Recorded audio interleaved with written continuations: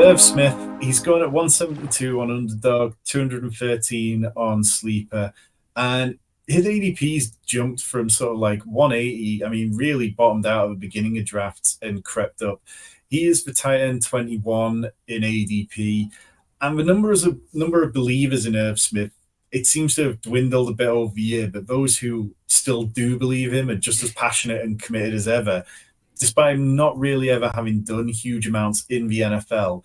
He's never been able to earn targets in an offense. He's ranked 58th in targets per route run in 2019 and 59th last year in 2020. Do you feel like his ADP is just being propped up by the fact that he's attached to Joe Burrow? Like, do you feel like there's any chance we could see an Irv Smith breakout this year? 1% chance.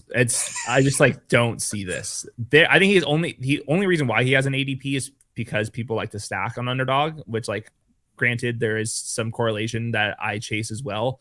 But like your graphic shows, like, he's never been good. The NFL, he was a free agent this year. The NFL didn't think he was good. I think that he's like on a maybe $2 million contract this year.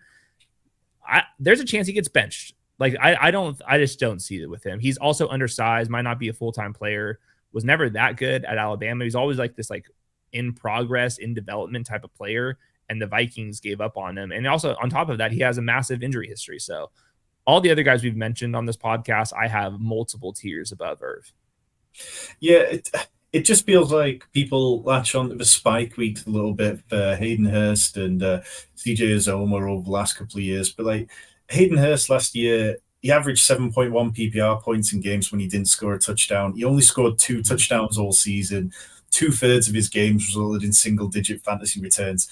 The Bengals, they don't need to feature tight ends. You know, they pass to the position at the 9th lowest rate of any offense in the league because they've got elite wide receivers and they've got above average running back play. So yeah, I can't get there. I feel like I've had too many conversations on Twitter where people talk about the Week 17 matchup with the Chiefs, and oh God, that's not enough for me to be taking any shots. We do have go on. But by the way, with the other tight ends that you're talking about, Uzomah and Hayden Hurst, they're on like $20 million deals.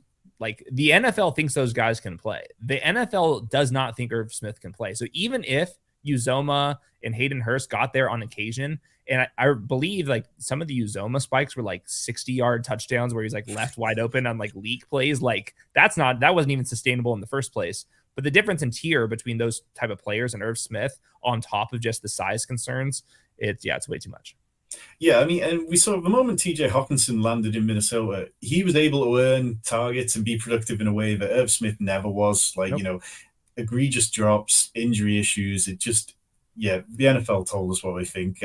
We do have a couple more Titans to go, but if you haven't already, hit that like button, leave us comments. I want to know what you think about Irv Smith, whether you've been drafting him. And if you've got a better argument than the ones I've heard on Twitter, I'd love to hear it. I would love to hear those too.